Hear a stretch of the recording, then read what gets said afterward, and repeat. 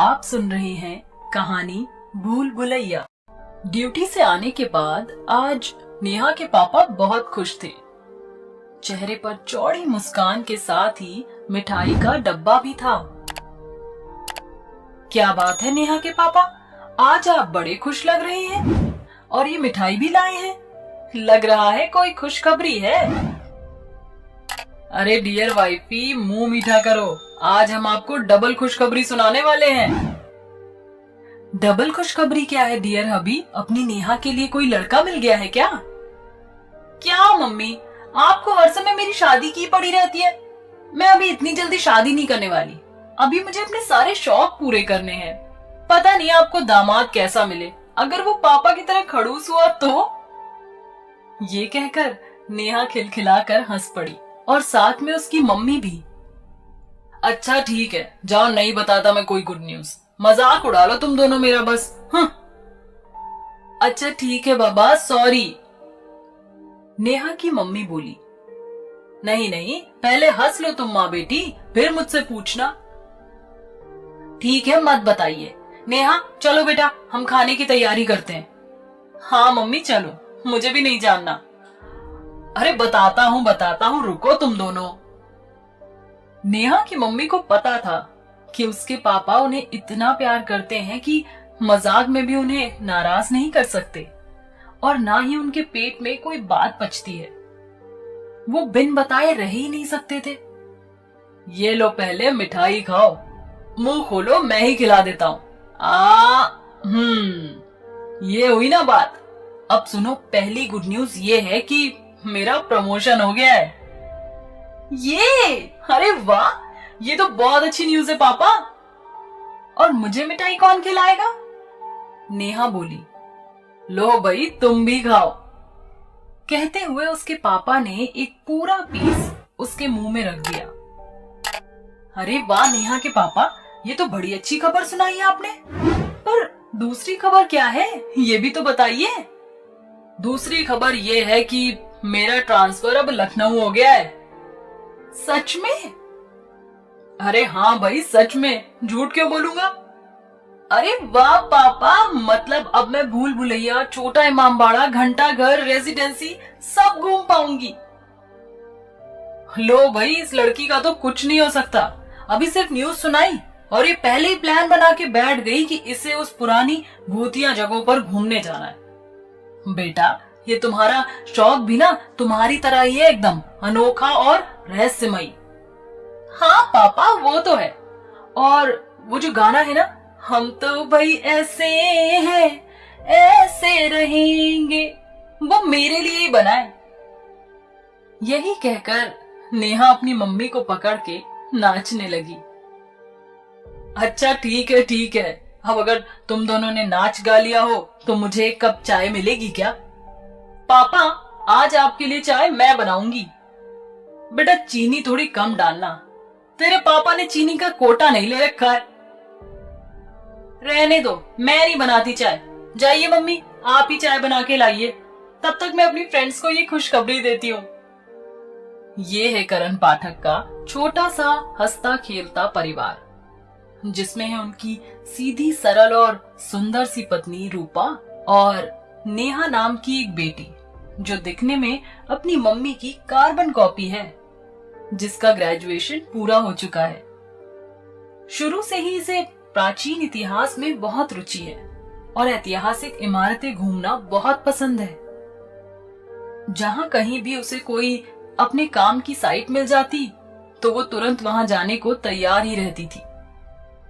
लेकिन छोटे से हरदोई जिले में उसकी कोई ख्वाहिश पूरी नहीं हो पा रही थी। एक दो बार वो किसी रिश्तेदार के यहाँ लखनऊ आई तो थी, पर समय की कमी के कारण कभी लखनऊ घूम नहीं पाई। उसने नवाबों के शहर की बहुत तारीफ सुन रखी थी, साथ ही गूगल बाबा की मदद से इंटरनेट पर ही लखनऊ के दर्शन भी कर चुकी थी। लेकिन उसमें वो बात कहां जो सच में लखनऊ घूमने में होती। उसके पापा का अब वहां ट्रांसफर होने की वजह से उसकी बरसों की तमन्ना अब पूरी होने वाली थी। लखनऊ में बना इमामबाड़ा उसे सबसे ज्यादा लुभाता था। वो जब भी उसकी पिक्चर देखती, उसे ऐसा लगता जैसे यहां से उसका कोई गहरा रिश्ता है। उसके लैपटॉप और फोन पर भी इमाम बाड़े का ही वॉलपेपर सेट था। जब उसने सुना था कि अब वो लोग लखनऊ रहने जाने वाले थे, उसकी दुनिया ही बदल गई थी। उसके दिन ही नहीं कट रहे थे। अब तो वो अक्सर सपनों में भी इमामबाड़ा घूमने लगी थी। धीरे धीरे वो दिन भी आ गया जब वो फाइनली लखनऊ में थी। लेकिन उसे नहीं पता था कि अब उसकी दुनिया बदलने वाली थी। जो इमामबाड़ा रात दिन उसके सपनों में आता है, वही उसका काल बनने वाला था। लखनऊ आने के बाद मिस्टर पाठक को रहने के लिए कंपनी की तरफ से गोमती नगर एरिया में 3 BHK अपार्टमेंट मिल चुका था, जिसमें सामान जमाने में ही काफी समय निकल गया। और इसके साथ ही साथ नेहा को यूनिवर्सिटी में न्यू एडमिशन के लिए कई चक्कर काटने पड़े। उसने सोचा था कि वो एनिशिएंट हिस्ट्री में MA करके इसी में अपना करियर बनाएगी। उसके बाद लेक्चर्स अटेंड करने में, न्यू फ्रेंड्स बनाने और घर से कॉलेज आने जाने के लिए लगने वाले समय की वजह से अब नेहा का सारा दिन बाहर ही बीत रहा था। ऐसे ही एक शनिवार की रात को, पापा, हमें कितने दिन हो गए यहाँ आए, लेकिन आज तक आप हमें बाहर घुमाने नहीं ले गए। कल चलते हैं ना बाहर, प्लीज। क्या करूं बेटा, प्रमोशन के साथ जिम्मेदारियां भी बढ़ जाती है ना। न्यू ब्रांच है ना बेटा, बहुत काम करना पड़ता है। आपको तो कभी फुर्सत ही नहीं मिलती अपने काम से, तभी मैंने और मम्मी ने आपका नाम ना खड़ूस रखा है। क्या बेटा, हर समय वही बचपन वाली बातें। अभी टाइम नहीं है, फिर कभी चलेंगे। अभी मैं बहुत थक गया हूँ। Good night. मम प्लीज, पापा को समझाओ ना कल घूमने जाने को। कितने दिन हो गए हमें यहाँ आए और हम आज तक बाहर नहीं गए। अच्छा ठीक है, अभी तुम जाके सो जाओ, मैं बात करती हूँ उनसे। अगली सुबह, नेहा उठो बेटा, हमें बाहर जाना है। मुझे नहीं उठना, मेरे कहने पर बाहर जाने के लिए किसी के पास टाइम नहीं है। और अब आप दोनों बाहर जा रहे हो, मुझे बात ही नहीं करना है। जाओ आप दोनों। अरे महारानी, तुम भी चल रही हो हमारे साथ। भूल भुलैया नहीं घूमना क्या? सच में मम्मी?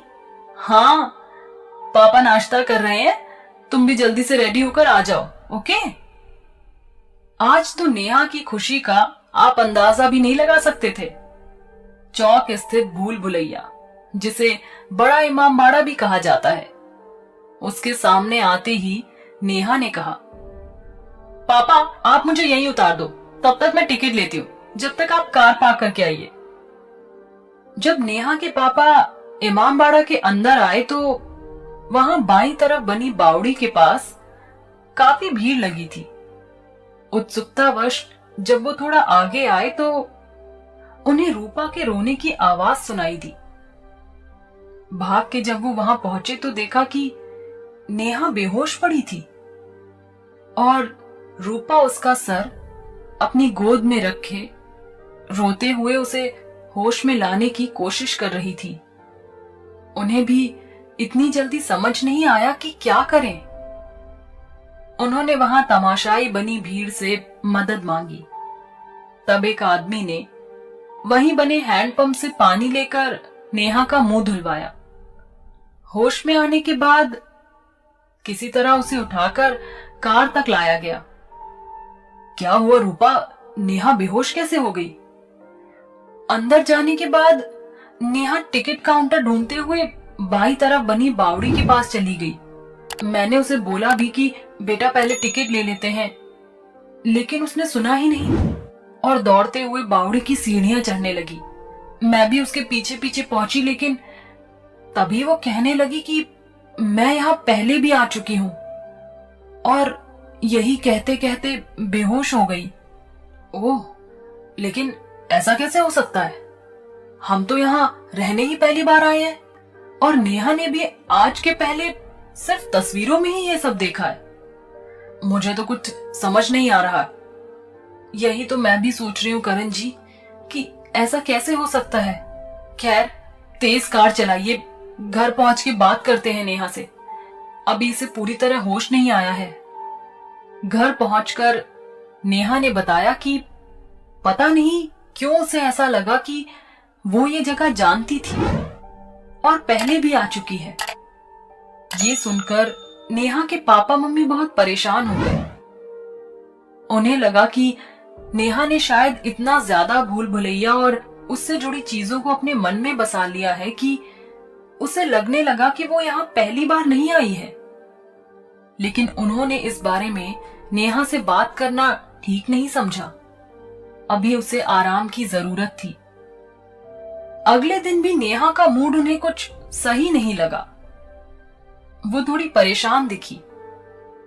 उन्होंने सोचा नेहा खुद इतनी समझदार है, धीरे धीरे समझ जाएगी कि ये सब उसका वहम था बस।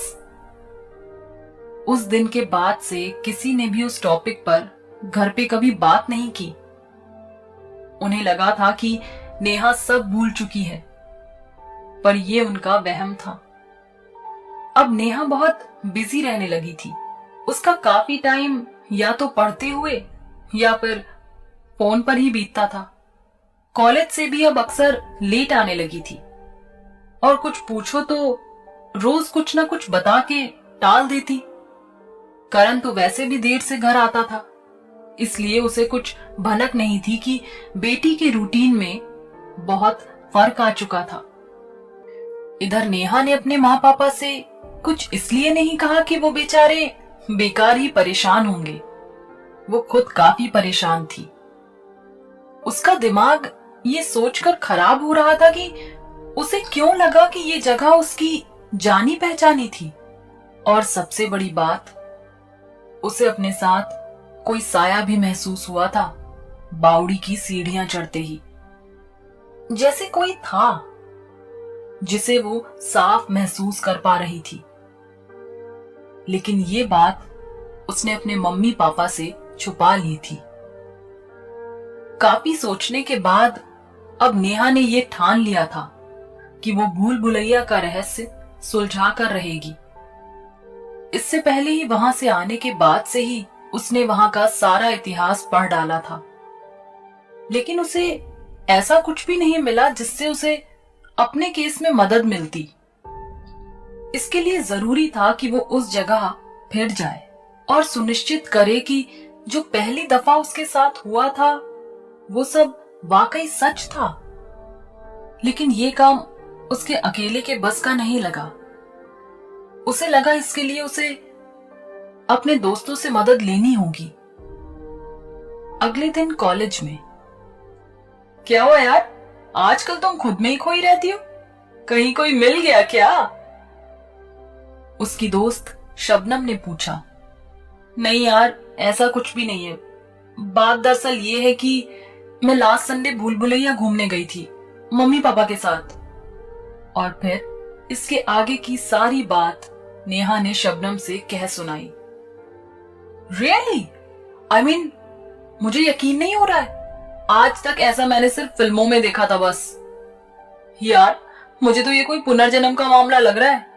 तुम भी ना शबनम, कभी कभी बकवास करने लगती हो यार।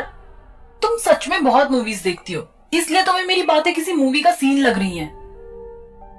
अच्छा ठीक है, सॉरी। बताओ अब आगे का क्या प्लान है? यार, मैं सोच रही थी कि मैं फिर वहां जाऊं और देखूं कि इस बार क्या होता है, लेकिन अकेले नहीं, तुम्हारे साथ। ठीक है मेरी जान, जैसा तुम कहो। बताओ कब चलना है? आज ही चलते हैं, क्लास बंक करके।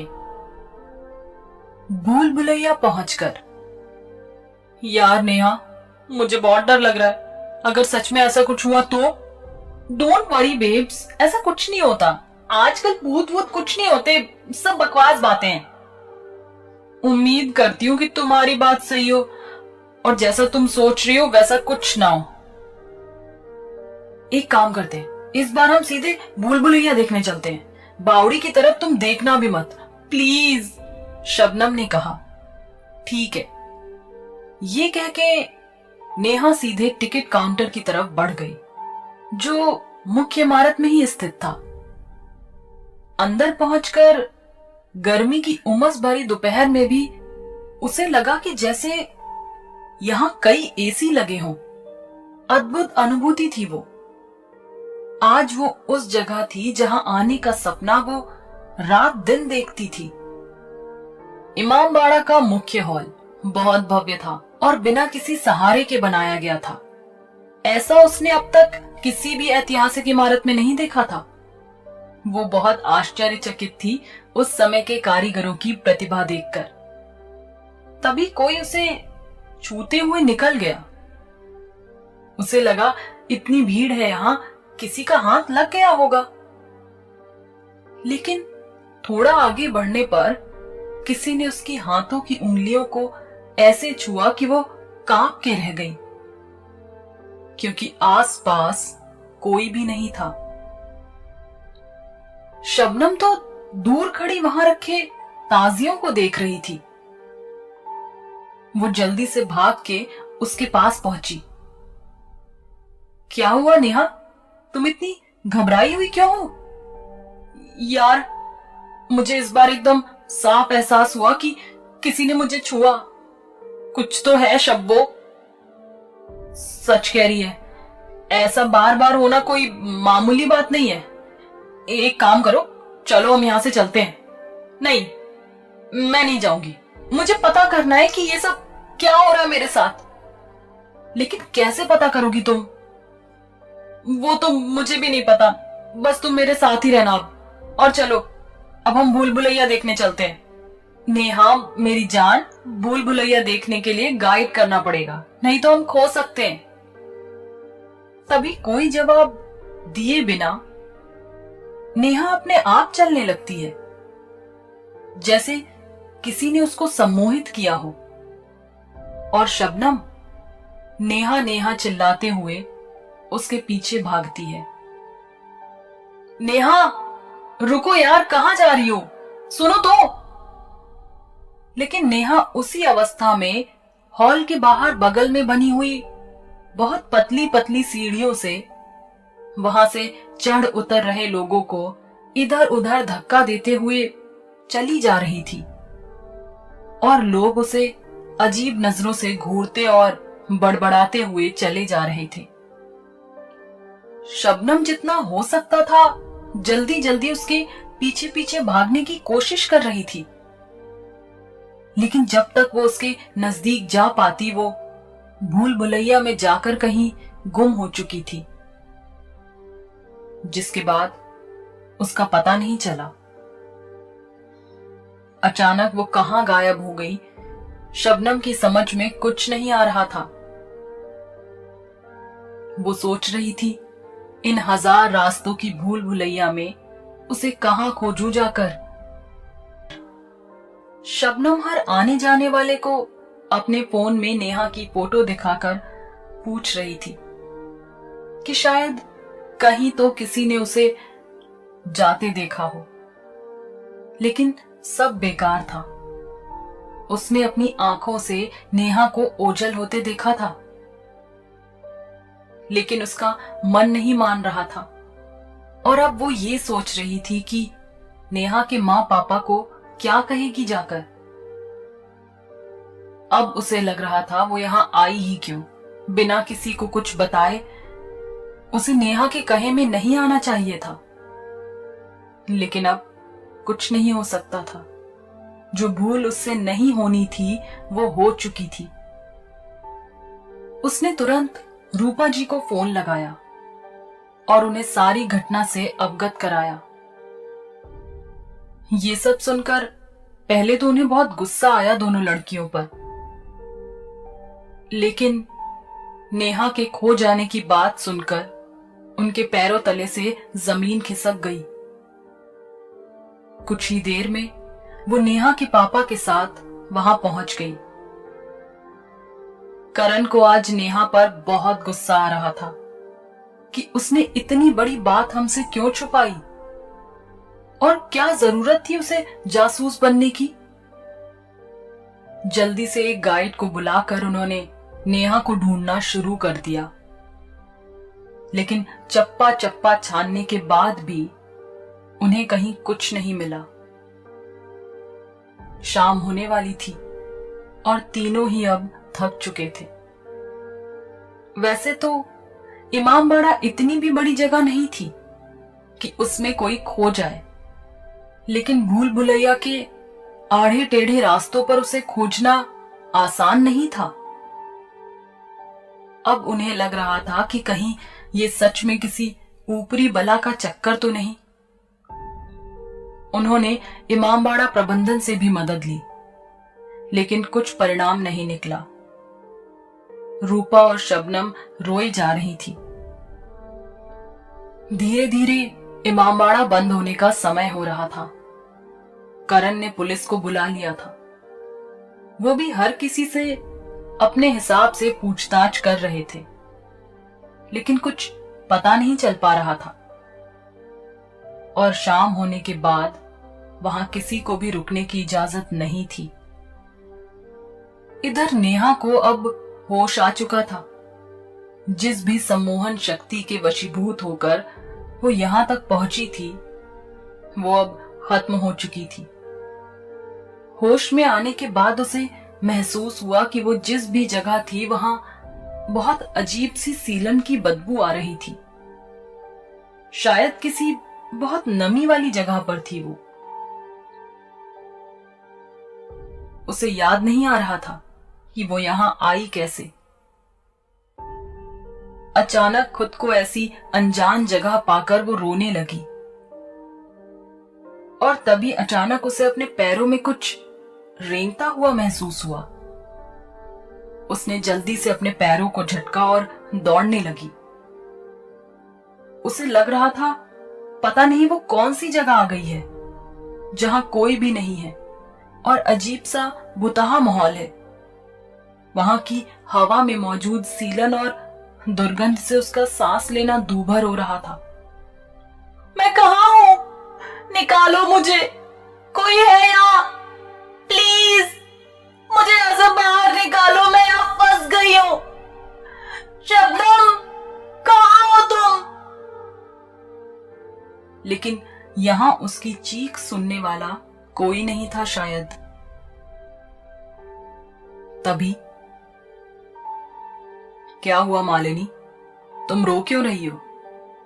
देखो मैं हूं ना यहां तुम्हारे साथ।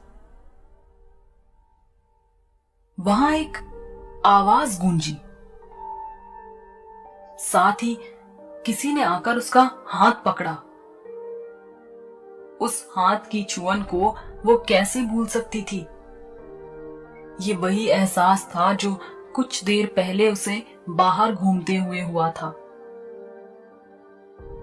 इस बार उसे ये जरूर एहसास हुआ था कि जिसने भी उसका हाथ छुआ था वो गीला था शायद, क्योंकि उसके हाथ पर भी पानी लग गया था। कौन हो तुम? और ये मैं कहाँ हूं? और मैं मालिनी नहीं, नेहा हूं। उसने डरते डरते कहा। तुम इस जन्म में नेहा जरूर हो, लेकिन पिछले जन्म में तुम मालिनी थी, मेरी प्रेयसी मालिनी, और मैं तुम्हारा प्रेमी अनवर। और इतना कहते ही उस हाथ की पकड़ नेहा के हाथ पर और मजबूत होती चली गई। नेहा इस समय डर से कांप रही थी। उसे समझ नहीं आ रहा था कि वो इन सब का क्या जवाब दे। बकवास है ये सब, प्लीज मुझे जाने दो, मेरा परिवार मेरा इंतजार कर रहा होगा। ऐसे कैसे जाने दूं तुम्हें मालिनी? तुम्हें क्या पता मैंने तुम्हारा कितना इंतजार किया है। अब तुम यहां आ गई हो तो जो उस जन्म में अधूरा रह गया था वो मैं इस जन्म में पूरा कर लूंगा। तुम्हारा मतलब ये मेरा पुनर्जन्म है? लेकिन मुझे तो कभी अपने पिछले जन्म की बातें याद नहीं आई, ना ही मुझे इस जगह से जुड़ी कोई बात याद है। तुम्हें सब याद आ जाएगा, चलो मेरे साथ, मैं कब से तुम्हारा इंतजार कर रहा था, लेकिन मैं तुम्हें देख तक नहीं पा रही हूं। फिर कैसे भरोसा कर लूं तुम पर? पहले तुम जो कोई भी हो मेरे सामने आओ। ठीक है। उसके बाद अनवर अपने असली रूप में नेहा के सामने आ गया, जिसे देखकर नेहा एकदम भौचक्की रह गई। उसकी आंखों में एक अजीब सी कशिश थी। उनमें झांकते ही नेहा को धीरे धीरे सब याद आने लगा। नेहा उसकी तरफ खींची चली जा रही थी। फिर अनवर उसका हाथ पकड़ के ले जाने लगा और इस बार नेहा ने भी पलट के उसका हाथ पकड़ लिया था और उसके कंधे पर सर रखे हुए आगे बढ़ने लगी। उस रास्ते के दोनों तरफ की दीवारों पर थोड़ी थोड़ी दूर पर मशालें जल रही थी। कहीं कहीं जमीन पर पानी भी पड़ा हुआ था, जिसका मतलब साफ था कि आसपास कहीं पानी जरूर है।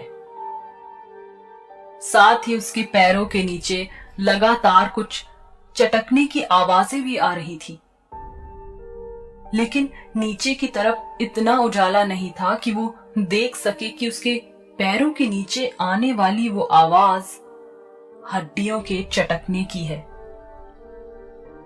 साथ ही उन हड्डियों पर रेंग रहे कीड़े मकोड़े भी उसके पैरों के नीचे कुचलते जा रहे थे। थोड़ा आगे बढ़ते ही उसे थोड़ी रोशनी की किरण दिखाई दी। थोड़ा आगे बढ़ने पर वहां का नजारा देख के वो हतप्रभ रह गई, क्योंकि ये उसकी देखी दुनिया से एक अलग ही दुनिया थी। वो जिस जगह खड़ी थी वो एक अत्यंत विशाल हॉल था। वहां से ऊपर देखने पर उसे पानी ही पानी दिखाई दिया, जिसमें से छन कर आ रही सूरज की किरणें एक अनोखा दृश्य प्रस्तुत कर रही थी। आसपास की दीवारों पर पड़ रही रंग बिरंगी किरणें बहुत सुंदर लग रही थी। उस हॉल में अनेक दरवाजे बने थे, जिनके किनारों पर बनी चित्रकारी में वही डिजाइन था जो उसने लखनऊ में बहुत प्रसिद्ध चिकन की साड़ियों के किनारों पर बने देखा था। नीले रंग से बनी उस डिजाइन में जगह जगह कीमती पत्थर जड़े थे। हर दरवाजा एक जैसा ही था।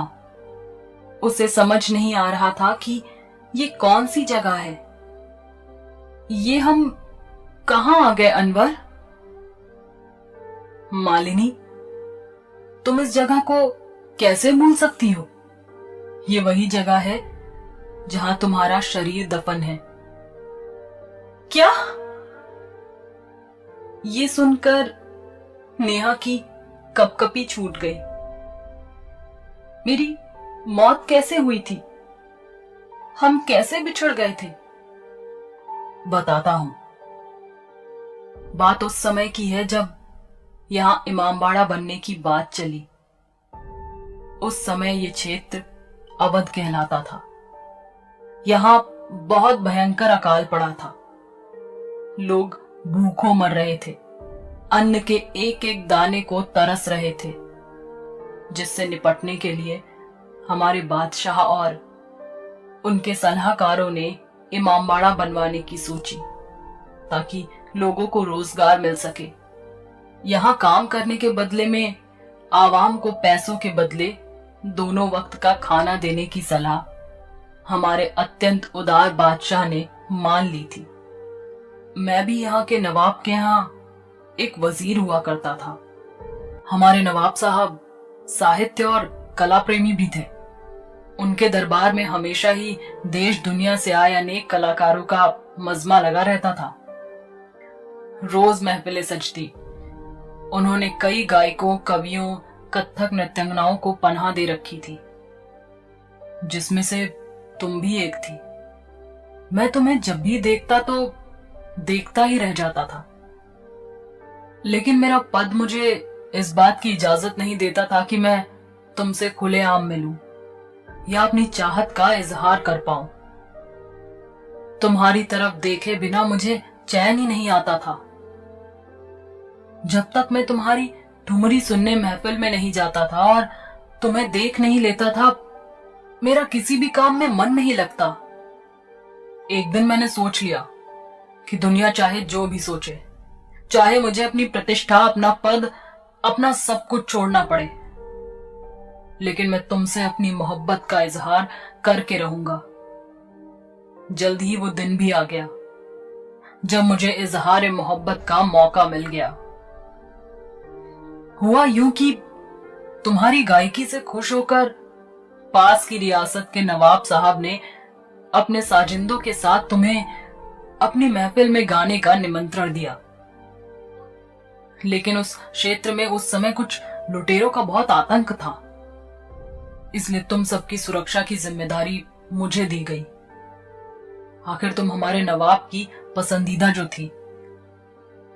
तभी रास्ते में लुटेरों से मुठभेड़ होने और तुम्हें अपहरण से बचाने की कोशिश करते हुए मुझे बहुत चोटें आईं।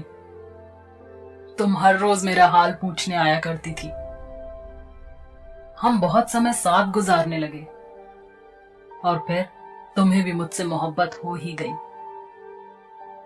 धीरे धीरे मैं ठीक होने लगा था और सोच लिया था कि इसके बाद तुमसे निकाह करके सुकून से जिंदगी बिताऊंगा, चाहे इसके लिए मुझे रियासत ही क्यों ना छोड़ना पड़े। लेकिन नसीब मेरी ख्वाहिश पूरी ही नहीं होने दे रहा था। ठीक होते ही भूल भुलैया का सारा काम मेरे ही जिम्मे आ गया था। अब मैं उसमें बहुत व्यस्त रहने लगा था और तुमसे मिलना भी काफी कम हो गया था। मैं तुम्हें संदेश भिजवाता कि मैं तुमसे मिलना चाहता हूं, लेकिन हर बार तुम्हारी व्यस्तता के किस्से सुनता। फिर मैंने सोचा कि चलो मैं ही तुमसे मिलाता हूं। मेरे अचानक वहां पहुंचने से तुम्हारी कनीज, जो हमारी बेपनाह मोहब्बत की गवाह थी, बहुत घबरा गई। बोली कि तुम अभी रियाज कर रही हो, क्योंकि तुम्हें कल किसी महफिल में गाना था। लेकिन मैंने बाहर नवाब साहब के छोटे भाई का घोड़ा बंधा देख लिया था और उनका इस वक्त यहां होना मुझे मुनासिब नहीं लगा। मैं उसकी बात ना मानते हुए सीधे अंदर गया और वहां मैंने जो देखा उसकी कभी कल्पना भी नहीं की थी। तुम उनकी बाहों में ठहाके लगा रही थी। ये देखकर ऐसा लगा जैसे मेरी दुनिया ही तबाह हो गई। अब मुझे लगने लगा कि मेरे जीने का कोई मकसद ही नहीं बचा है। जिसके साथ जीवन बिताने के मैं हसीन सपने देख रहा था, जिसे रोज देख देख कर मैं जीता था, उसी ने मुझे धोखा दे दिया। मैं दिन रात बस यही सोचता कि तुम्हें कैसे अपने करीब लाऊं। उसके बाद जब मैंने तुमसे बात करने की कोशिश की तो तुमने मुझे ऐसे पहचानने से इनकार कर दिया जैसे मुझसे कभी मिली ही ना हो। तुम्हारी वो हंसी, वो इस तरह उस आमिर की बाहों में होना दिन रात मुझे परेशान किए रहता। ऐसा लगता जैसे वो मंजर सोच सोच कर मैं पागल हो जाऊंगा। इतना सब सुनने के बाद नेहा को यकीन नहीं हो रहा था कि उसने पिछले जन्म में ये सब किया था। लेकिन क्योंकि अभी उसे सारी बातें याद नहीं आई थी, तो अनवर पर यकीन करना उसकी मजबूरी थी। उसे अनवर के साथ गुजारा वक्त तो याद आ रहा था, लेकिन उसने किसी और के चक्कर में बेवफाई की थी, ये बात नहीं याद आ रही थी। ना ही उस इंसान का चेहरा याद आ रहा था जिसके बारे में अनवर उसे बता रहा था। लेकिन अनवर, तुम्हारा पुनर्जन्म क्यों नहीं हुआ? मेरा ही क्यों हुआ? और मुझे यहां क्यों लेकर आए हो तुम? और किस मकसद की बात कर रहे थे तुम? बताता हूं, थोड़ा सब्र रखो मालिनी। इतनी भी क्या जल्दी है? पहले तुम मुझे ये बताओ कि उस खजाने का क्या तिलिस्म है जो यहाँ बावड़ी में गड़ा हुआ है। कौन सा खजाना अनवर? मुझे कुछ याद नहीं है इस बारे में। ना ही ये याद है कि मैंने किसी और के चक्कर में तुम्हें धोखा दिया। तुम ये सब सिर्फ खजाना पाने के लिए कर रहे हो ना? मुझे जाने दो यहां से, भगवान के लिए मुझे जाने दो। यही कहकर नेहा वहां से भागने लगी। उसे समझ नहीं आ रहा था कि वो किधर जाए, इसलिए जो दरवाजा सबसे पहले मिला उसी की तरफ भागी वो। तभी अनवर की गरजती हुई खूंखार आवाज सुनाई दी। कहां भाग कर जाओगी मालिनी? मुझसे झूठ मत बोलो। तुम जिस भी रास्ते पर जाओगी सब तुम्हें मुझ तक ही लेकर आएंगे। नेहा भागते भागते एक दरवाजे से दूसरे दरवाजे और दूसरे से फिर तीसरे की तरफ भागती रही, लेकिन उसे बाहर जाने का कोई रास्ता नहीं मिल रहा था। हर दरवाजा उसे लाकर उसी हॉल के मुहाने पर छोड़ जाता जहां से वो भागी थी। भागते भागते वो थक चुकी थी। हर रास्ते की एक जैसी बनावट होने की वजह से वो जान नहीं पा रही थी कि उसे कहां से बाहर जाना है। अब अनवर की आवाज चारों तरफ गूंज रही थी। बाहर आ जाओ मालिनी, भागने का कोई मतलब नहीं है। ये सब मेरा बनाया हुआ तिलिस्म है, इससे कोई बच के नहीं जा सकता। हाँ, एक रास्ता है, अगर तुम मुझे अपना बना लो, मेरे साथ निकाह कर लो, तब तुम बच सकती हो। बोलो, कबूल है? नहीं, मैं तुम्हारे साथ कभी शादी नहीं करूंगी। एक मरे हुए इंसान के साथ कैसा निकाह? तो ठीक है, फिर इस जन्म में भी मरने के लिए तैयार हो जाओ। मैं तुम्हें फिर मार दूंगा ताकि इस जन्म में भी तुम किसी और की शरीके हयात ना बन सको। लेकिन साथ ही ये भी याद रखना कि तुम जितनी बार भी जन्म लोगी उतनी बार मैं तुम्हें यहीं खींच कर लाऊंगा। जन्म जन्मांतर तक यही चलता रहेगा। इससे अच्छा होगा कि तुम मेरी बात मान लो। रही बात खजाने की, तो वो तो मैं खोज निकालूंगा। नेहा के दिमाग में अचानक एक बात आई कि अगर इसके लिए खजाना पाना इतना ही आसान होता तो ये अब तक पा चुका होता। उसे काफी सारी बातें तेजी के साथ याद आ रही थी। उसे ये भी लग रहा था कि यहाँ का एक रास्ता उसका जाना हुआ है, लेकिन फिर भी सब कुछ आईने की तरह साफ याद नहीं आ पा रहा था। नेहा का कोई जवाब ना पाकर अनवर फिर चिल्लाया, तुम हर बार मुझे धोखा क्यों देती हो मालिनी? अब अनवर रोने लगा था।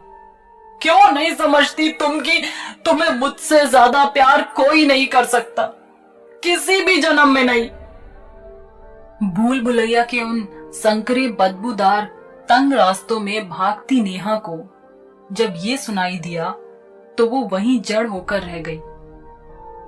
उसे अब तक ये याद आ चुका था कि अनवर ने जो भी कहानी सुनाई उसमें क्या सच था और क्या झूठ, और साथ ही खजाने वाली बात भी।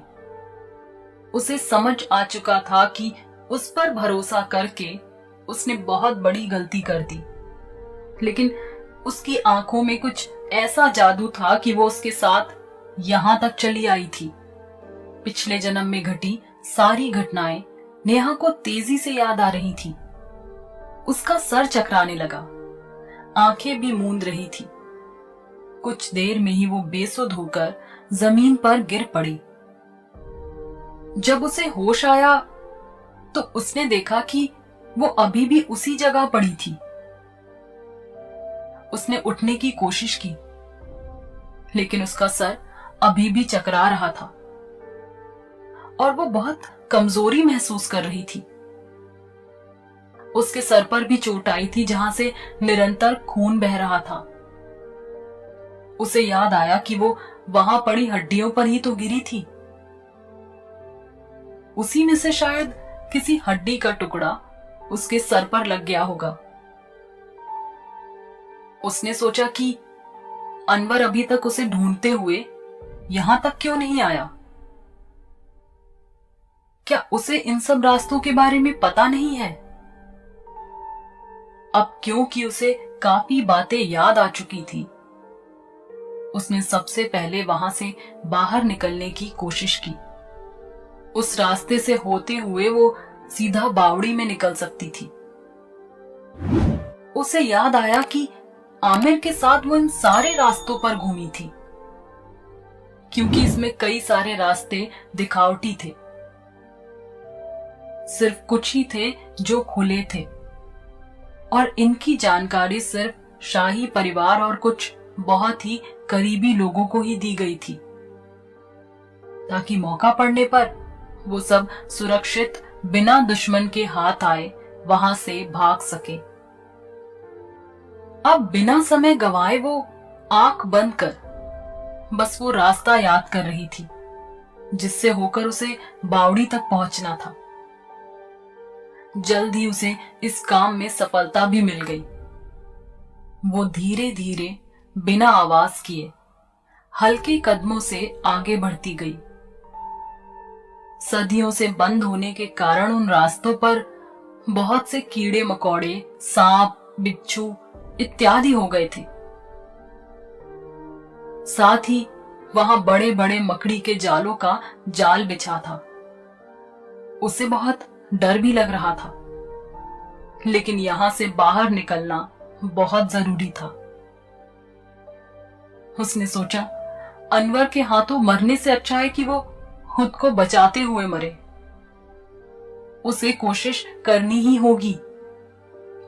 मार्ग की बाधाओं को हटाते हुए सीधे वो उन गलियारों तक जा पहुंची जो उसे बावड़ी के नीचे बनी सीढ़ियों तक ले जाते थे, और वहां से ऊपर चढ़ते हुए सीधे बावड़ी के ऊपर आ गई। बाहर आकर उसने देखा कि उसके मम्मी पापा बैठे रो रहे थे, और शबनम उन्हें सांत्वना दे रही थी। पास ही पुलिस की टीम और कुछ लोग और थे जो आपस में बातें कर रहे थे, और उसके मम्मी पापा को बेजारगी भरी निगाहों से देख रहे थे। वो किसी तरह लड़खड़ाते हुए बावड़ी के प्रांगण से बाहर आते आते बेहोश होकर फिर गिर गई। जब उसे होश आया तो वो अस्पताल में थी। उसके माथे पर पट्टी बंधी थी और हाथों और शरीर के बाकी हिस्सों पर खरोंचों के निशान थे। वो खुद को बहुत कमजोर महसूस कर रही थी। अब उसमें इतनी भी ताकत नहीं थी कि वो खुद उठ के बैठ सके। उसके मुंह से मम्मी शब्द सुनते ही वहां बैठी रूपा जी ने तुरंत उसे अपनी बाहों में भर लिया और उसके माथे पर चुंबन अंकित करते हुए उनके आंसू निकलकर नेहा के कपोलों और पलकों को भिगोने लगे। कहां चली गई थी तुम बेटा? हमने सोचा कि हमने तुम्हें खो दिया। यही कहकर वो साड़ी का पल्लू मुंह में दबाकर रोने लगी। रोने की आवाज सुनकर उसके पापा भी अंदर आ गए, जो बाहर इंस्पेक्टर से बात कर रहे थे। उन्होंने भी नेहा को होश में आया देखकर चैन की सांस ली। डॉक्टर द्वारा ये कहने पर कि नेहा अब ठीक है और बयान दे सकती है, उसने पुलिस को ये बताया कि पता नहीं कैसे वो बंद पड़े रास्तों को देखने के चक्कर में अंदर गिर पड़ी थी और वहां पर्याप्त मात्रा में ऑक्सीजन ना होने के कारण वहीं बेहोश हो गई थी। चूंकि वो रास्ते आम जनता के लिए बंद हैं और काफी बदतर हालत में भी हैं, क्योंकि कई रास्तों की छतें और सीढ़ियां टूटी हुई हैं, इसलिए उन लोगों का ध्यान उधर गया ही नहीं। नेहा ने आगे बताया कि कुछ घंटे बाद होश आने पर उसने कोशिश की बाहर निकलने की और पता नहीं कैसे बावड़ी तक पहुंच गई। इसके अलावा उसे अभी ज्यादा कुछ याद नहीं है। नेहा के मम्मी पापा को देखने से लग रहा था कि उन्हें उसकी बातों पर भरोसा नहीं हुआ था, क्योंकि शबनम ने तो उन्हें नेहा के विचित्र व्यवहार के बारे में सब बता ही दिया था। दूसरे दिन अस्पताल से उसे छुट्टी मिल गई। घर आने तक वो काफी ठीक हो गई थी। अब वो बेहतर महसूस कर रही थी। मौका देखकर एक दिन रूपा और करण ने उससे पूछा कि उस दिन क्या हुआ था। उसने सब कहानी कह सुनाई। ये सब सुनकर तो उन दोनों को विश्वास ही नहीं हो रहा था कि उनकी बेटी ने वहां ये सब झेला और उसने पूर्व जन्म में भी कितनी बहादुरी और निडरता से अपने दुश्मन का सामना किया था। लेकिन अब आगे क्या होगा बेटा? करण ने चेहरे पर अविश्वास के भाव लिए हुए पूछा। वो तो मुझे भी नहीं पता पापा। मुझे अभी भी वो सब सोचकर डर लग रहा है। लग रहा है जैसे कोई है जो हर वक्त मेरे साथ रह रहा है, मुझे देख रहा है। क्या ये सब तुम्हारा वहम है? बस ऐसा इसलिए लग रहा होगा क्योंकि तुम्हारे दिलो दिमाग में वही सब चल रहा होगा। इसलिए अब ये सब बातें ना सोचो, तुम आराम करो, हम बाद में बात करते हैं, रूपा जी ने कहा। हाँ मम, मेरा सर अभी बहुत दर्द हो रहा है और मुझे नींद भी आ रही है। Bye, good night. करण और रूपा दोनों उसे गुड नाइट बोल और लाइट ऑफ करके बाहर आ गए। क्यों जी, आपको क्या लगता है इस सब के बारे में? मुझे तो बड़ा डर लग रहा है। कहीं हमारी नेहा को कुछ खतरा तो नहीं है ना इन सब से? हाँ रूपा, मैं भी वही सोच रहा था। कहीं वो शैतान मेरी बेटी को फिर ना परेशान करे। मुझे लगता है नेहा को मंदिर ले जाकर कुछ पूजा पाठ कराना चाहिए और साथ ही पंडित जी से अभिमंत्रित कलावा भी बनवा देंगे ताकि सब ठीक रहे। हाँ ठीक कह रहे हैं आप, कल ही चलते हैं। अगले दिन रूपा, जाओ जल्दी नेहा को जगाकर बोलो कि हमें मंदिर जाना है, उसे तैयार होने को बोलो। रूपा नेहा के कमरे में जाती है, लेकिन उसे वहां ना पाकर जल्दी से करण को बताती है। उसके बाद वो लोग सारा घर छान मारते हैं, लेकिन नेहा कहीं नहीं मिलती और घर का मेन डोर भी अंदर से बंद था। नेहा कहाँ चली गई करण? मुझे किसी अनहोनी की आशंका हो रही है। रूपा चलो मेरे साथ, मुझे पता है कि वो कहाँ होगी। भूल भुलैया में। जब नेहा की नींद टूटी, उसने देखा कि वो अपने घर में ना होकर भूल भुलैया में है और अनवर उसके पास ही बैठा हुआ उसे घूर रहा था। ये देखकर वो सख्ते में आ गई। मैं यहां कैसे आ गई? तुम्हें मैं लाया हूं मेरी जान। तुम्हें क्या लगा कि मैंने तुम्हें जाने दिया? मैं इस इमारत से बाहर नहीं जा सकता तो क्या हुआ, मेरे साथी तो जा सकते हैं ना। अनवर की हंसी के साथ वहां और भी कई लोगों के ठहाके गूंज रहे थे। जब नेहा ने आसपास नजर दौड़ाई तो देखा कि वहां रखी मुगल कालीन पेंटिंग्स पे बने सिपाही भी हंस रहे थे। ये देखकर वो बहुत खौफजदा हो गई। ये है मेरे असली सिपाही जो मेरे कहने पर कहीं भी आ जा सकते हैं। अनवर देखो, मुझे जाने दो। तुम जानते हो कि जो मैंने तुम्हें पहले कभी नहीं बताया वो अब भी नहीं बताऊंगी, चाहे तुम मेरी जान ही क्यों ना ले लो। तुमने ये सोच ही कैसे लिया कि मैं तुम्हारी जान ले लूंगा? मेरी जान।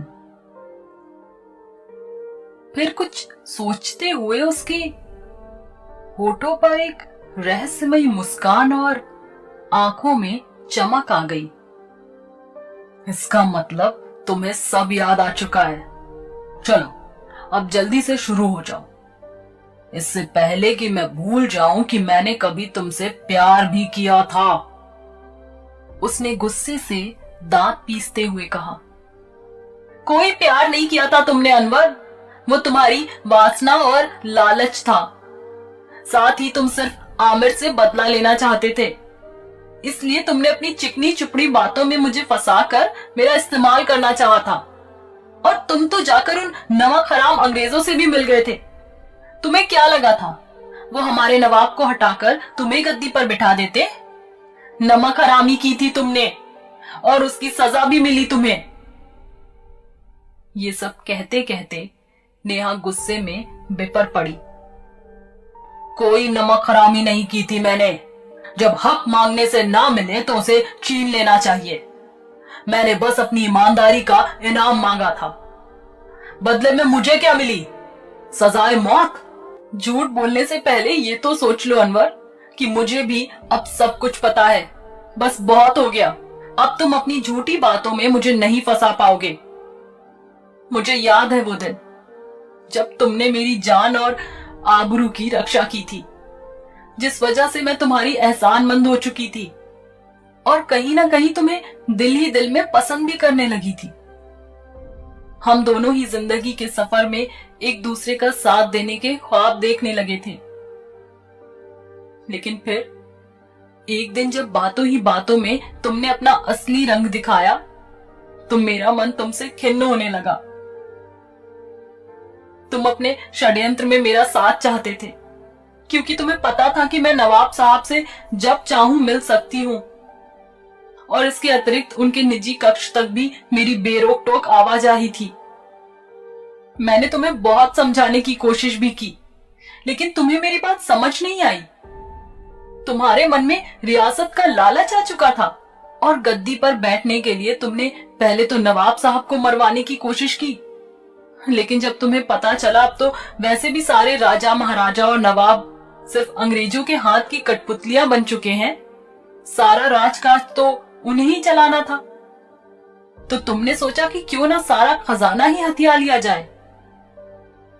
लेकिन तुम्हारी चाल कभी कामयाब नहीं हो पाई क्योंकि उससे पहले ही नवाब साहब और आमिर ने उस खजाने पर तिलिस्म करवा दिया ताकि तुम जैसे लोग उस तक कभी ना पहुंच पाए। इसका मतलब तुम पहले से ही जानती थी कि तिलिस्म से निकलना आसान नहीं, लेकिन फिर भी तुमने मुझे वहां जाने दिया। तुम्हें जरा भी नहीं लगा कि तुम मेरे साथ गलत कर रही हो? ये कहते हुए अनवर गुस्से से उबल पड़ा। हाँ, जब तुमने अपनी प्यार की कस्में देकर मुझे इस बात के लिए राजी कर लिया कि मैं तुम्हें उस खजाने का नक्शा ला कर दूं, तो मैंने ये बात नवाब साहब से बता दिया और उनके कहने पर ही एक वैसा ही नकली नक्शा बनवा के तुम्हें दे दिया। जब तुम्हें भूल भुलैया से संबंधित कार्य सौंपा गया था, उससे पहले ही इसके नीचे एक गुप्त तहखाना बना के तैयार कर दिया गया था जहां शाही खजाना रखने की तैयारी थी और उस पर तिलिस्म करवाने के लिए बहरमगढ़ से बिरमदेव को बुलाया गया था। ये सब बातें अत्यंत गुप्त रखी गई थी। इसकी जानकारी किसी को भी नहीं दी गई थी क्योंकि इतिहास गवाह रहा है कि सिंहासनों और खजानों के लिए अपने ही अपनों के खून के प्यासे हो जाते हैं। नवाब साहब बूढ़े भी हो चुके थे, इसलिए उनके बाद उनके बेटों को ही गद्दी मिलनी थी। लेकिन ये वो दौर था जब भारत के सभी राज्यों में कोई भी अपनी रियासत का सर्वे सर्वा नहीं रह गया था। सब दिखावे के राजा थे। असली हुकूमत अंग्रेजों की चलती थी।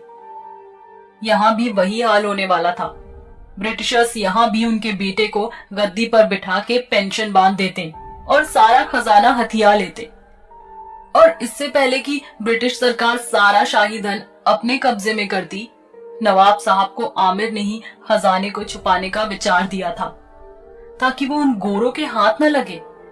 उस दौर में बहुत से राजाओं ने कहीं न कहीं अपना खजाना छुपवाया ही था। यूं तो खजाना छुपाने के तो कई रास्ते थे, उस पर तिलिस्म करवाना सबसे सुरक्षित था। तिलिस्म के बाद कोई चाह के भी उस तक नहीं पहुंच पाता। अगर कोई कोशिश भी करता तो हमेशा के लिए उसी तिलिस्म में कैद होकर रह जाता। बिरमदेव उन्हीं तांत्रिकों की जमात में से थे जिनके पूर्वजों ने कभी नैनागढ़ के खजाने के लिए रहस्यमयी तिलिस्म बनवा कर तैयार किया था, जिसे आज तक कोई नहीं तोड़ पाया। कहते हैं कि तिलिस्म तभी बनवाया जा सकता है जब तिलिस्म बनवाने वाले के पास बहुत ज्यादा धन हो, और या तो उसका कोई वारिस ना हो, या तो वो अपने धन का वारिस किसी को भी ना बनाना चाहता हो। अब चूंकि वैसे भी नवाब साहब की आने वाली पीढ़ी अंग्रेजों की गुलाम बन के रहने वाली थी और उनके द्वारा दिए गए चंद पैसों पर गुजर बसर करने वाली ही थी, तो उसके लिए इतना बेशकीमती खजाना छोड़ना बेवकूफी ही होती, क्योंकि वो तो वैसे भी उसका इस्तेमाल नहीं कर पाते। इसलिए नवाब साहब ने बहुत पहले ही बिरमदेव से मिलकर तिलिस्म से संबंधित सलाह मशवरा कर लिया था।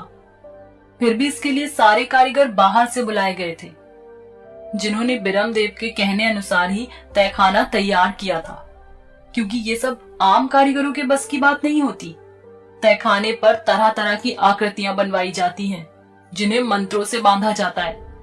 कई कई दिनों तक लगातार तरह तरह की साधनाएं और विधियां पूर्ण की जाती हैं, तब कहीं जाकर तिलिस्म तैयार होता है, जिसके बाद या तो सिर्फ उसे खजाने का मालिक या फिर वही इंसान उसमें प्रवेश कर सकता है जिसे तिलिस्म तोड़ना आता हो।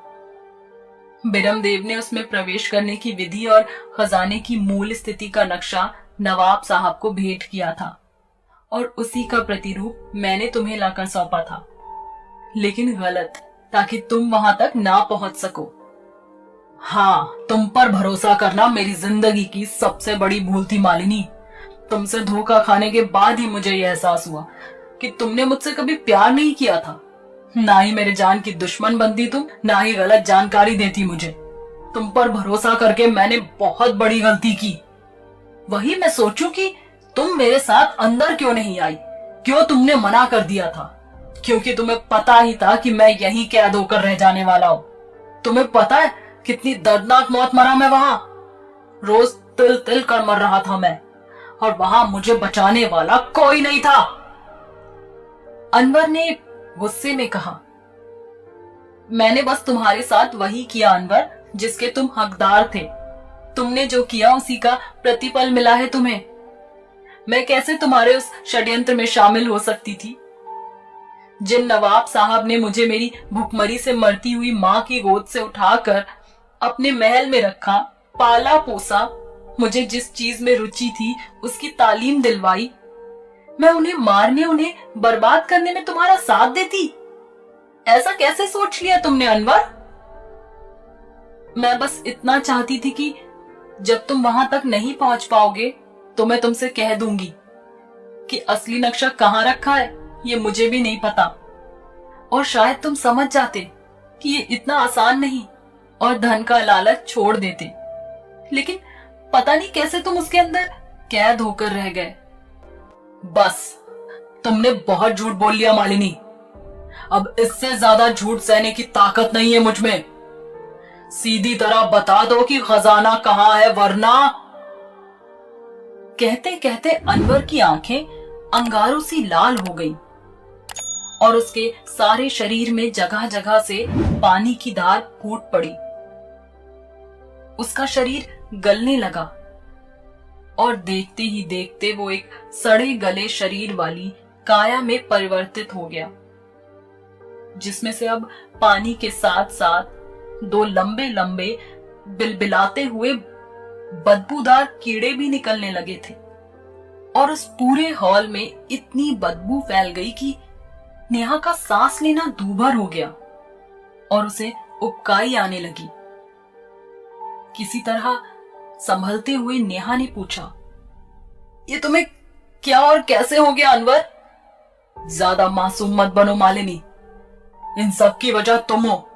ना तुम मुझे दगा देती और ना ही मेरा हाल ऐसा होता। ये कहते कहते अनवर के मुंह से उसकी काली और लंबी बदबूदार जुबान, जिसमें कई कीड़े रेंग रहे थे, निकलकर नेहा के मुंह और बाकी के शरीर पर जल्दी जल्दी रेंगने लगे। जिसमें से निकल रहे गाढ़े और बदबूदार पानी से नेहा भीगने लगी।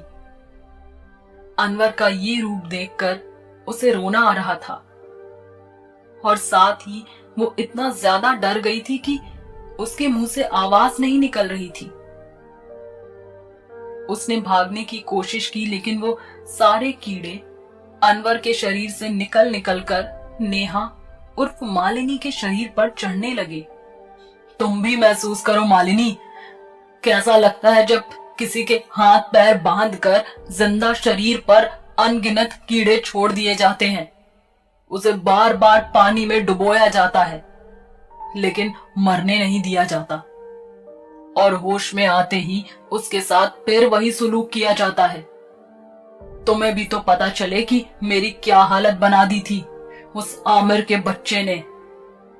जब मैं अंदर आया तो इससे पहले कि खजाना खोज पाता, आमिर ने अपने सैनिकों के साथ मुझे रास्ते में ही अगवा कर लिया और मुझे यहां लाकर तड़पा तड़पा कर वो मौत दी जो कोई दुश्मन भी अपने दुश्मनों को ना दे। मेरे सारे साथियों ने उसे काट डाला, उन्हें भी खुदा ने कबूल नहीं किया और उनकी रूहें यहां आज भी भटक रही हैं। मेरे जिंदा शरीर में कीड़ों ने जगह जगह छेद बना दिए थे। मेरा शरीर ही उनका घर हो चुका था। लगातार पानी में पड़े रहने के कारण मैं सड़ने लगा। ऊपर से ये कीड़े जो मुझे जिंदा ही खा रहे थे। उफ, तुम क्या जानो कि कितना दर्दनाक था वो सब कुछ। लेकिन अब तुम्हें मुझसे कोई नहीं बचा सकता। अब मैं तुम्हारी वही हालत करूंगा जो मेरी हुई थी। जो तबाही मैंने और मेरे साथियों ने मरने के बाद मचाई, उसके सबूत तो तुमने इन गलियारों में पड़ी हड्डियों को देखकर लगा ही लिया होगा।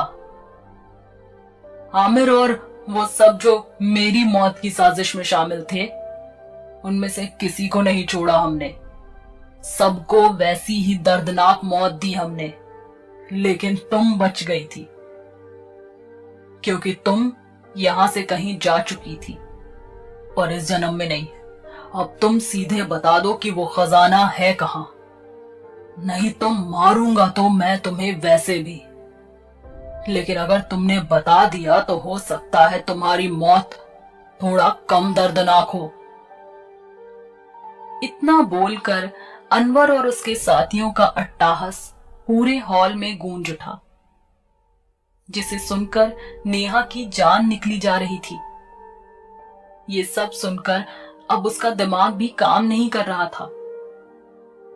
उसे समझ नहीं आ रहा था कि क्या करे, कैसे बचे। नेहा ने फिर बताना शुरू किया। अनवर, मेरा यकीन करो, मैं बस चाहती थी तुम्हें सही राह पर ले आऊं, इसीलिए मैंने नवाब साहब से ये सब बता दिया था। लेकिन उस वक्त मुझे कहां खबर थी कि तुम्हारे साथ क्या हो जाएगा।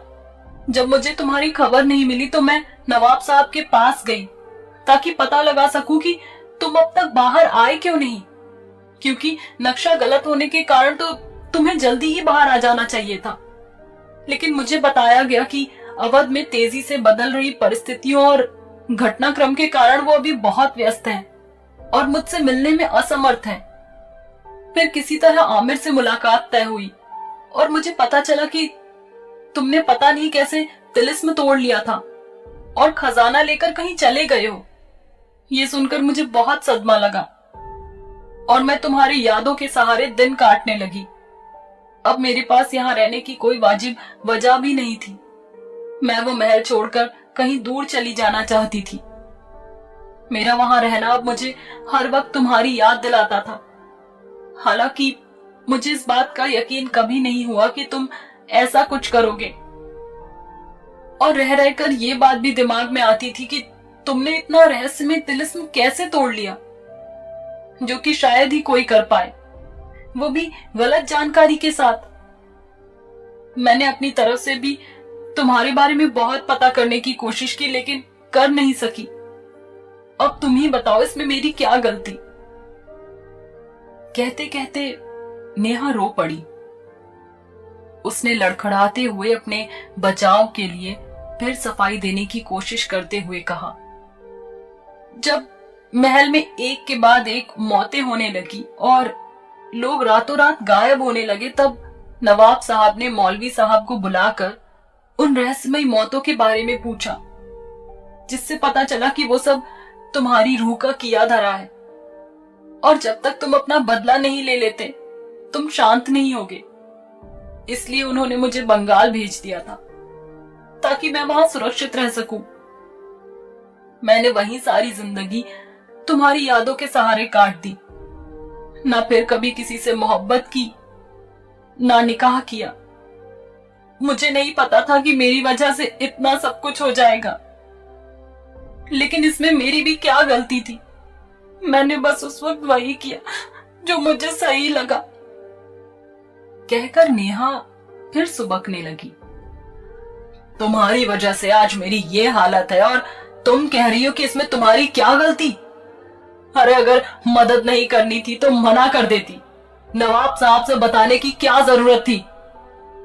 लोग अपने प्रेमी प्रेमिका के लिए जान दे देते हैं, लेकिन यहां तो तुम्हारी वजह से मेरी जान चली गई। ये सब तुम्हें पहले सोचना था कि जो तुम करने जा रही हो उसका क्या प्रभाव पड़ेगा हम पर। अब भुगतो। यही कहकर अनवर ने नेहा को अपनी जीभ में लपेटकर दूर फेंक दिया, जिससे नेहा गिरकर काफी घायल हो गई। उसके गिरते ही फिर से सारे कीड़े उसकी तरफ तेजी से भागे और इससे पहले कि नेहा संभल पाती उस पर तेजी से चढ़ने लगे। किसी तरह उठकर संभलते हुए वो भागने की कोशिश करती, लेकिन अनवर जैसे उसके साथ खेल खेल रहा था, वो उसे हर बार गिरा देता। अनवर और उन कीड़ों से भागने की कोशिश में वो वहां बह रहे पानी में गिरकर पूरी तरह भीग चुकी थी। उसके आंसू लगातार बह रहे थे, साथ ही सर पर पहले से लगी चोट से भी दोबारा खून बहना शुरू हो चुका था। वहां बना सारा हॉल, जो नेहा के पहले आगमन पर अत्यंत सुंदर और भव्य लग रहा था, अब धीरे धीरे अपने असली रूप में परिवर्तित होकर बस एक खंडहर भर रह गया था, जिसमें तरह तरह की मकड़ियों का जाल बिछा था। उस खंडहर की दीवारों से भी जगह जगह से पानी रिस रहा था। जितनी बार भी अनवर गरजता, हॉल की दीवारों से मिट्टी गिरने लगती। ऐसा लगता जैसे वो अभी भरभरा कर गिर पड़ेगा। साथ ही उसमें से पानी की और तेज धार फूट पड़ती। इधर नेहा के पापा मम्मी कब का भूल भुलैया पहुंच चुके थे। उनके साथ परिसर में बनी मस्जिद के मौलवी साहब भी थे, जिनसे उन्होंने पूरी बात बताई कि नेहा घर से फिर कैसे गायब हो चुकी है। उन्होंने तुरंत ही बाकी लोगों को इकट्ठा कर बावड़ी की तरफ चलने को कहा। रास्ते में वो दुआ करते जा रहे थे, या मौला किसी तरह उस बच्ची की हिफाजत करना, उन बुरी आत्माओं से उसे बचा लेना। उन्हें इस तरह दुआ करते सुन नेहा के पापा मम्मी और घबरा गए। उन्हें इस बात का अंदाजा हो चुका था कि नेहा की जान खतरे में है। वो दोनों भी अब भगवान से नेहा की जान बचाने की गुहार कर रहे थे। दूसरी तरफ नेहा किसी तरह भागते हुए उस सुरंग में जा घुसी, जहां का रास्ता सीधे बड़ा इमामबाड़ा को पार करते हुए छोटा इमामबाड़ा तक जाता था, और वहीं नवाब साहब की कब्र भी बनी थी। लेकिन कुछ दूर आने पर सुरंग का मुहाना बंद था। अब नेहा के पास ना तो आगे जाने का कोई रास्ता था और ना ही वो पीछे लौट सकती थी। डर और घबराहट से उसके हाथ पैर कांप रहे थे।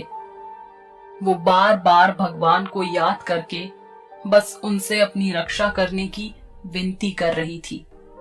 सुरंग के मुहाने पर खड़ी नेहा के सामने इस समय पूर्व जन्म से जुड़ी सारी बातें पावर पॉइंट पर बनाई गई स्लाइड्स की भांति चल रही थी।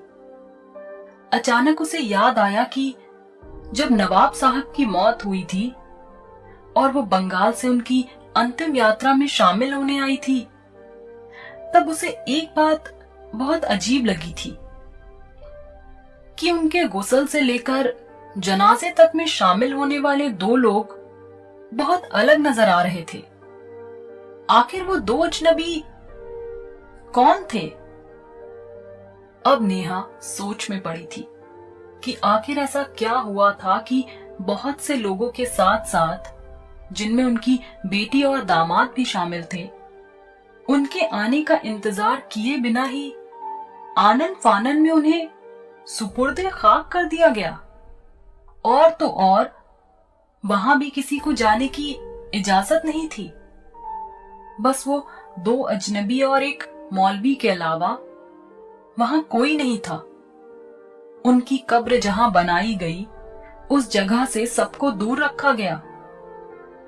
लेकिन इससे पहले कि वो किसी परिणाम पर पहुंचती, उसका ध्यान तब भंग हुआ जब उसने पानी की आवाज सुनी। उसे महसूस हुआ कि कहीं से कल कल करता हुआ पानी बहकर शायद उसकी तरफ ही आ रहा था। गनीमत ये थी कि वो जहां खड़ी थी, वो जगह उस गलियारे से थोड़ा ऊंचाई पर थी। धीरे धीरे पानी की मात्रा बढ़ती ही जा रही थी। अब उसे लगने लगा था कि कुछ ही देर में पानी उस तक पहुंचना शुरू हो जाएगा। फिर वो क्या करेगी, कहां जाएगी? उसे वैसे भी पानी से डर लगता था। जब पानी उसके थोड़ा और नजदीक आ गया, तब उसने देखा कि उस दीवार में जगह जगह से दरारें पड़नी शुरू हो गई थी और थोड़ी थोड़ी मिट्टी भी दरकनी शुरू हो गई थी। दीवार के थोड़ा दरकने से वहां एक झिर्री बन गई जहां से रोशनी आ रही थी। थोड़ा उचक कर उसने देखा तो पाया कि उस तरफ भी कुछ बना हुआ है, लेकिन उसे समझ नहीं आ रहा था कि ये क्या जगह हो सकती है। बहुत याद करने पर भी उसे इससे संबंधित कोई बात याद नहीं आ रही थी। इधर नेहा के पापा और बाकी के लोग बावड़ी के रास्ते से आगे बढ़ते जा रहे थे। थोड़ा आगे बढ़ने पर उन्हें भी वही पानी वाली जगह मिली जहां अनवर नेहा को लेकर आया था, लेकिन अब वो जगह वीरान और खंडहर जैसी थी, जहां से पानी बहकर सब तरफ जा रहा था। वहां अत्यंत भयंकर दुर्गंध आ रही थी, जैसे कोई लाश सड़ रही हो। इस जगह से भी कई रास्ते बाहर की तरफ गए हुए हैं। उन्हें समझ नहीं आया कि वो किधर जाएं कि उन्हें नेहा मिल जाए। मौलवी साहब ने अपने साथ आए लोगों से कहा कि वो सब एक एक करके उन रास्तों पर जाएं, ताकि पता चल सके, और खुद नेहा के पापा के साथ एक सुरंग की तरफ चले गए। एक सुरंग के अंदर जाते ही मौलवी साहब के साथ आए हुए आदमी को अपने पैरों के नीचे कुछ कुलबुलाता हुआ महसूस हुआ। इससे पहले कि वो नीचे देख पाता, वो सारे कीड़े उसके पूरे शरीर पर कब्जा कर चुके थे। एक जोरदार चीख के बाद सब कुछ शांत हो गया। इधर जब बाकी के लोगों को वो चीख सुनाई दी तो वो और भी घबरा गए और ज्यादा सतर्कता बरतने लगे। उनके हाथों में बंधी ताबीज उनकी अनवर और उन बाकी की रूहों से तो रक्षा कर सकती थी, लेकिन उनके शरीर में काबिज कीड़ों से नहीं। वो सब धीरे धीरे आगे बढ़ते जा रहे थे। तभी दूसरी सुरंग से एक चीख फिर सुनाई दी। मौलवी साहब ने उन चीखों को सुनते ही नेहा के पापा से कहा कि अब हमारे पास ज्यादा वक्त नहीं है, वो बुरी आत्मा कभी भी हमारे पास आ सकती है, जरा जल्दी करो। तब नेहा के पापा ने अपना दिमाग लगाते हुए कहा, मौलवी साहब, मैंने सुना है कि इन भूल भुलैया की दीवारों के भी कान होते हैं। मतलब कि अगर कोई इंसान इसमें मुंह लगाकर कोई बात बोले तो वो दूर तक सुनाई देती है। क्यों ना हम भी ऐसा ही करें, हो सकता है शायद नेहा हमें सुन ले और हम जल्दी पता लगा सके कि वो कहाँ है। करण की बात सुनकर मौलवी साहब ने कहा कि ऐसा करने से अनवर को भी पता चल जाएगा कि इस वक्त हम कहाँ हैं। हो सकता है अनवर नेहा को छोड़कर पहले हम पर ही हमला बोल दे, और हमारे आदमी वैसे भी एक एक करके मरते जा रहे हैं। इससे पहले कि वो लोग किसी और रास्ते की तरफ जा पाते, उनके पैरों के पास एक भंवर बननी शुरू हो गई और देखते ही देखते उन दोनों को उस भंवर ने अपनी कैद में कर लिया और बड़ी तेजी से ले जाकर एक दूसरी सुरंग के अंदर कैद कर दिया, जहां पर पहले से ही कई मानव कंकाल पड़े थे। इधर जब बहुत ज्यादा देर हो गई और बावड़ी से कोई भी बाहर नहीं आया, तो बाहर इंतजार कर रही नेहा की मम्मी और ज्यादा परेशान हो गई। तब तक उनके फोन पर नेहा की सहेली शबनम का कॉल आ गया। फोन उठाते ही वो नेहा के बारे में पूछने लगी। तब रूपा जी ने रोते रोते उसे नेहा के गायब होने से लेकर के उनके यहाँ आने तक और उसे खोजने गए किसी भी आदमी के बाहर ना आने तक की सारी घटना कह सुनाई। ये सुनकर शबनम बोली, आप फिक्र ना करें आंटी जी, मैं बस अभी कुछ ही देर में वहां पहुंचती हूँ, खुदा ने चाहा तो सब ठीक हो जाएगा। शबनम की बात सुनकर रूपा जी को कुछ तसल्ली हुई। उन्हें लगा कि अगर वो भी आ जाएगी तो शायद कोई मदद ही मिल जाए। वैसे भी अब मुझे समझ नहीं आ रहा है कि मैं क्या करूं। इधर पानी इतना ऊपर आ गया कि नेहा का सिर्फ गला ही दिख रहा था और खुद को बचाने के लिए वो लगातार पानी में हाथ पैर चला रही थी। तभी एकदम से वो दीवार भरभरा के गिर पड़ी और उसके साथ साथ नेहा भी पानी के साथ बहती हुई उस तरफ बनी उस छोटी सी इमारत से जा लगी। पानी तेजी के साथ वहां बनी एक कब्र में घुसने लगा और देखते ही देखते वो कब्र धंसने लगी, जिसकी वजह से नेहा भी उसी में गिर गई। कुछ देर बाद जब उसे होश आया तब उसने देखा कि वो तो शायद किसी कब्र में पड़ी हुई है। ये देखकर उसने जल्दी से उठकर वहां से निकलने की कोशिश की और ऊपर चढ़ने के लिए पानी में ही कुछ टटोलने की कोशिश करते हुए उसके हाथों में कुछ आया तो उसने देखा कि ये तो उस समय का बॉक्स है जब वो मालिनी हुआ करती थी। उसमें किसी तरह का कोई ताला नहीं था, बस कुछ धागों के सहारे ही वो बंधा हुआ था। उसने सोचा कि ये क्या हो सकता है और धागा खोलने की कोशिश करने लगी। धागों के खुलते ही अनवर ने आकर उसे झपट लिया और नेहा को पकड़कर उसी हॉल में ले आया जहां वो लोग कुछ देर पहले थे। वहां आकर उसने सबसे पहले वो बॉक्स खोलकर देखा तो उसमें वो नक्शा मौजूद था। उसे देखकर अनवर की खुशी का कोई ठिकाना नहीं रहा। वो गरजते हुए बोला, जिस खजाने को देखने के लिए मैंने सदियां गुजार दी, जिसे देखने से पहले ही मुझे मौत के घाट उतार दिया गया, जिसके लिए मैंने अब तक ना जाने कितनों का खून बहाया, अब वो मेरे सामने होगा। उसके बाद वो नक्शा खुद ब खुद खुलता चला गया और उसमें से एक रोशनी निकलकर उसी तरफ इशारा कर रही थी जिधर से अनवर नेहा को लेकर आया था। उसका प्रकाश इतनी तेज था कि नेहा के साथ साथ अनवर भी अपनी आंखों को खुला नहीं रख पा रहा था। चलो मालिनी, तुम भी जरा अपनी आंखों से देख लो कि जिस खजाने के लिए तुम्हारे अनवर की जान ली गई वो कितना बड़ा है। नेहा ने गुस्से में कहा, मुझे किसी भी चीज का लालच नहीं अनवर, फिर वो तो नवाब साहब की अमानत है। तुम्हारा खजाना तुम ही को मुबारक हो। अब मुझे जाने दो, घर पर सब मेरा इंतजार कर रहे होंगे। उसकी ये बात सुनकर अनवर ने हंसते हुए कहा कि उसके पापा यहीं कैद हैं और साथ में एक मौलवी भी जो तुम्हें बचाने आया था। उसके सब साथियों को तो मैंने मौत के घाट उतार दिया, अब बस तुम तीनों ही बचे हो। उसकी बात सुनकर नेहा सन्न रह गई। उसे यकीन नहीं हो रहा था कि उसकी जान बचाने के चक्कर में कितने लोगों की जान चली गई और अब उसके पापा को भी जान का खतरा है। उसके कुछ भी कहने सुनने का अनवर पर कोई असर नहीं हुआ।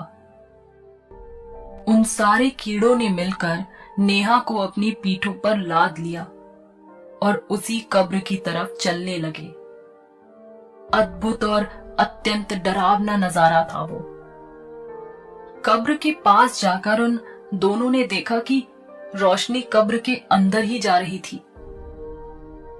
इसका मतलब ये हुआ कि खजाना इसी के नीचे ही है। अनवर ने अपने सिपाहियों को कब्र की मिट्टी हटाने का आदेश दिया, लेकिन इससे पहले कि वो कुछ कर पाते एक रौबदार आवाज वहां गूंज उठी। खबरदार है दुष्ट रूहों, जो तुमने तिलिस्म को हाथ भी लगाया, तुम सबको वहीं जलाकर राख कर दूंगा। उन सबने उधर देखा तो एक बुजुर्ग जिनके चेहरे पर अद्भुत तेज था, रौबदार व्यक्तित्व के साथ अच्छी कद काठी के मालिक भी थे। कुछ दूर पर खड़े उन सबको खजाने से दूर रहने की हिदायत दे रहे थे। उनके साथ ही शबनम और नेहा की मम्मी रूपा भी थी। अपनी मम्मी को देखकर नेहा फूट फूट कर रो पड़ी। उसकी मम्मी भी रो रही थी। साथ ही शबनम भी वहां का नजारा देख सकते में थी। वो सोच भी नहीं सकती थी कि जिस भूल भुलैया को देखने देश विदेश से लोग आते हैं, जो इस लखनऊ शहर की जान है, जो इतना खूबसूरत है, उसकी असलियत इतनी कुरूप होगी। उसने सुना था कि यहाँ के शाही खानदान को किस तरह एक रूह ने मौत बांटी थी और साथ ही जो कोई भी तिलिस्मी खजाने की खोज में वहां गया फिर कभी बाहर नहीं आया, और इन सब की वजह से उस रूह का विभत्स चेहरा आज वो अपनी आंखों से देख रही थी। उन्होंने फिर कहा, ऐ दुष्ट आत्माओं, उस खुदा से खौफ खाओ, नहीं तो तुम्हें जहन्नुम में भी जगह नहीं मिलेगी।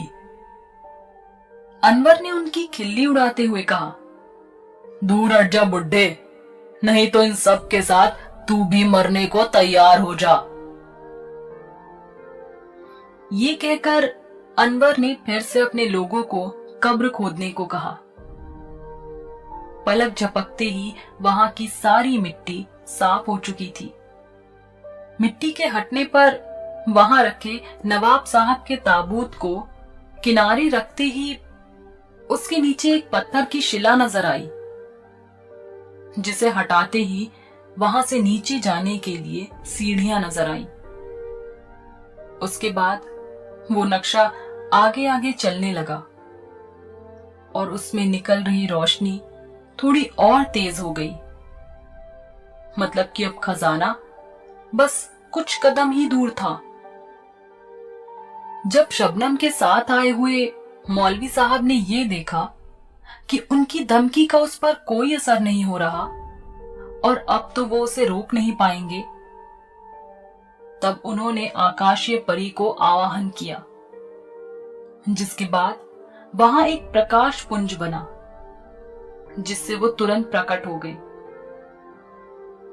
उसके प्रकट होते ही अनवर ने उसे देखा तो देखते ही रह गया। इतनी सुंदर औरत तो उसने इतनी सदियों में कभी नहीं देखी थी। उसका उज्जवल रूप कई चंद्रमाओं को भी मात दे रहा था। उसके शरीर से निकलने वाली गंध माहौल में मादकता फैला रही थी। उसने प्रकट होते ही मौलाना साहब से पूछा, आपने मुझे क्यों याद किया ज़हनसीब? मौलाना साहब ने कहा कि उसे इन दुष्ट रूहों को जहन्नुम का रास्ता दिखाना है। आकाशीय परी वो होती है जिन्हें 33 दिनों की कठिन साधना के बाद कोई भी जातक नियमों का पालन और मंत्र जाप करते हुए अपने वश में कर सकता है। आकाशीय परी को सुलेमानी अंगूठी तोहफे में देने के बाद वो पूरी तरह से साधक के वश में हो जाती है। उसके बाद आप उनसे कोई भी मनचाहा काम करा सकते हैं। मौलाना साहब के इतना कहते ही उस परी ने अनवर की आंखों में देखा, जिससे वो तुरंत उसके वश में हो गया। उसके बाद जैसे ही उसने अपना सुलेमानी अंगूठी पहना हाथ अनवर के सर पर रखा, उसके शरीर से नीली आग की लपटें उठने लगी और देखते ही देखते उन लपटों ने अनवर के साथ वहां मौजूद उसके बाकी साथियों को भी अपने में समेट लिया। नेहा को छोड़कर वो कीड़े भी एक एक करके उसमें जलते गए। जलते समय अनवर की आंखों में नेहा ने बेबसी और लाचारी देखी, साथ ही क्षमा के भाव भी। लेकिन क्या हो सकता था? फिर एक धमाके के साथ वहां मौजूद सारी बुरी आत्माएं जलकर राख बन गईं। वहां मौजूद नक्शा भी उसमें जलकर खाक हो चुका था।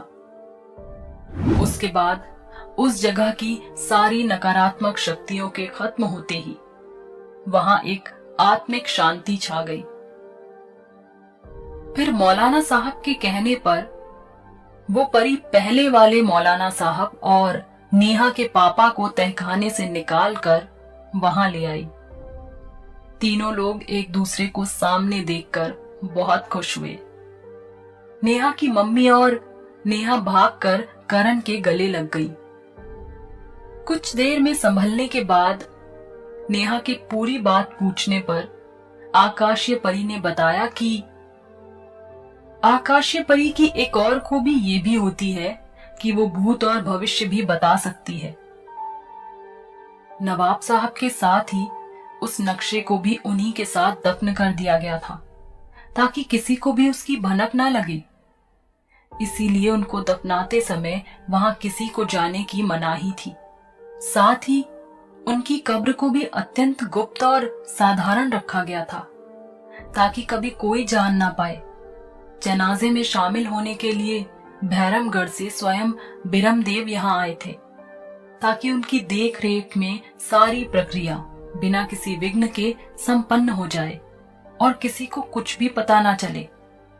यही नवाब साहब और बिरमदेव के बीच गुप्त वार्ता भी थी कि उनकी मृत्यु के बाद खजाना सुरक्षित कैसे रखा जा सके। अनवर वाली बात सबको पता ही थी, इसलिए उनको वहां से काफी दूर दफनाया गया और साथ ही उन दोनों जगहों के बीच में दीवारें उठवाकर उसे पूरी तरह से बंद कर दिया गया, ताकि कोई भूल कर भी उन तक न पहुंचे। वैसे अनवर के द्वारा ये संभव था भी नहीं, क्योंकि वो धागे कोई आम धागे नहीं थे। वो अभिमंत्रित थे। जब तक कि कोई पाकीज़ा रूह उसे ना खोलती, वो कभी ना खुलते। इसलिए नेहा के खुलते ही वो खुल गया, क्योंकि वो लालच से परे है और एक नेकदिल बच्ची है। अनवर को खजाने के लिए ही मारा गया था और उसकी मौत बहुत तड़प तड़प कर हुई थी। उसे मिली सजा उसके गुनाह के हिसाब से बहुत बड़ी थी, इसलिए उसकी रूह कभी मुक्त नहीं हुई और खजाने तक पहुंचने के लिए तड़पती रही। नेहा जब मालिनी थी तो सच में वो अनवर से प्यार करती थी, लेकिन चूंकि ये उस जन्म में भी एक सच्ची रूह की मालकिन थी, इसलिए उसने अनवर का साथ नहीं दिया और उसके गम में भी हृदयघात होने से इसकी मृत्यु हो गई। लेकिन उस खुदा का खेल देखो, आज अपने इस जन्म में भी वो अनवर की मुक्ति का कारण बनी। वहां खड़ी नेहा की आंखों में आज अनवर के लिए कुछ दया थी। उसे इस बात का भी दुख था कि नक्शा जल गया, लेकिन मौलाना साहब ने उसे समझाया कि इसी में सबकी और खजाने की भलाई थी मेरी बच्ची। अच्छा ही हुआ कि नक्शा जल गया, नहीं भविष्य में कुछ भी हो सकता था। वैसे भी इसकी खोज में आने वालों ने अपनी जानें गंवाई हैं। अब यही सबके हित में था, यही खुदा की मर्जी थी। सबके प्रश्नों के उत्तर देने के बाद आकाशी परी गायब हो चुकी थी और साथ ही मौलाना साहब भी घर के लिए निकले। नेहा बहुत घायल और कमजोर अवस्था में थी, तो जल्द ही नेहा के पापा उसे हॉस्पिटल लेकर गए। अस्पताल में होश में आने पर नेहा ने सबसे पहले यही पूछा कि वो मौलाना साहब कौन थे और वहां कैसे आए थे। तब शबनम ने बताया कि जब नेहा की मम्मी से उसे सब पता चला तब वही उन्हें यहां लेकर आई थी। वो उन्हीं के जानने वाले हैं। उन्होंने आकाशीय परिसाधना कर रखी है, जिसकी वजह से उनके लिए कोई भी काम असंभव नहीं है। घर आने के बाद नेहा के स्वास्थ्य में काफी सुधार था और अब वो कॉलेज जाने को एकदम तैयार थी। हालांकि अभी भी वो जिस तरह की परिस्थितियों से दो चार होकर आई थी, उसके लिए आसान नहीं था सब कुछ इतनी जल्दी भूल जाना। पर वो बहुत मजबूत लड़की थी। अब तो उसने दृढ़ निश्चय कर लिया था कि अब तो वो पुरातत्व शास्त्री ही बनेगी।